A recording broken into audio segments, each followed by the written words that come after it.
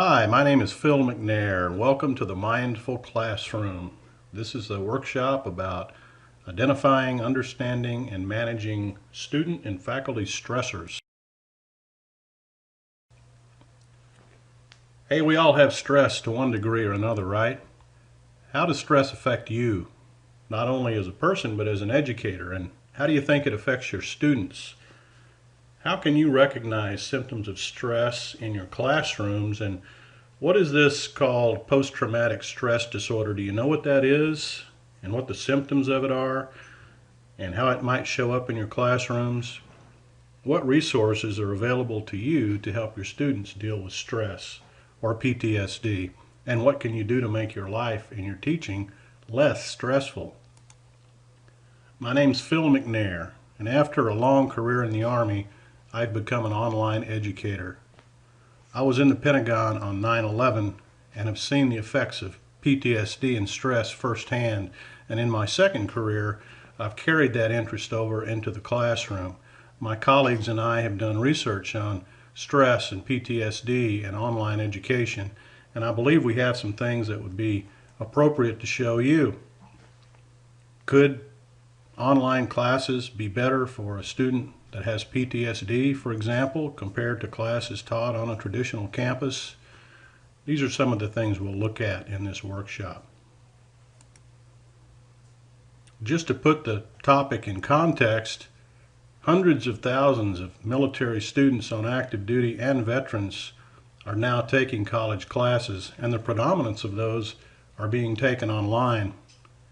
It's been estimated by the RAND Corporation and others that as many as 30% of returning combat vets may have PTSD. And stress and PTSD are also common among law enforcement and emergency management first responder type personnel. If you teach any of those students, there's a good chance that you're going to encounter symptoms of PTSD in your classes. In this workshop, we'll talk about stress and PTSD in general, the sources, what causes PTSD specifically, and how it's different from normal stress, and symptoms. So we'll look at sources and then we'll look at symptoms of both stress and PTSD.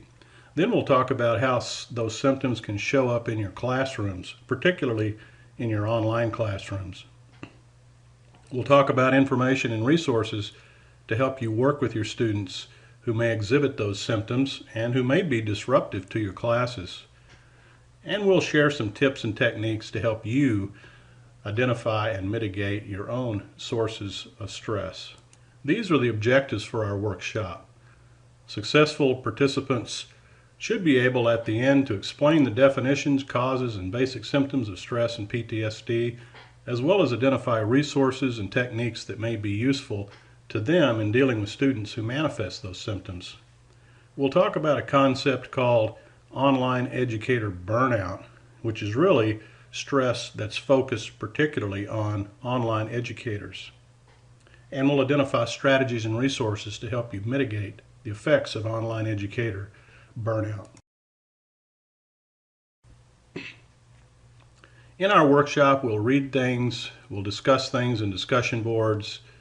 You'll watch presentations and videos and may go out to some websites that I'll recommend to you, and we'll certainly share some tips and ideas.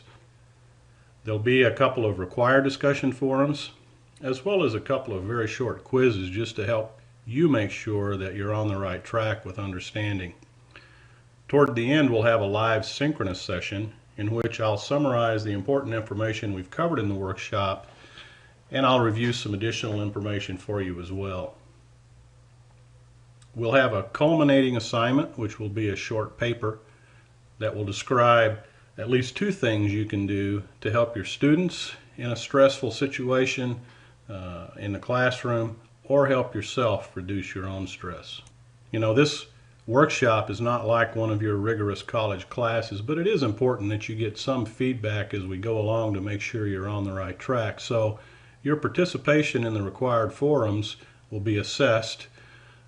Your quizzes will be graded, and the final paper will be assessed as well.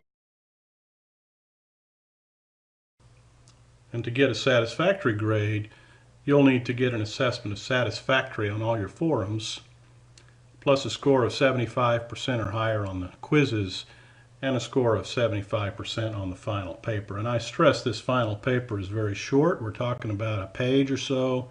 That's not a research paper, but it's just to help you synthesize the material that we've covered in the workshop.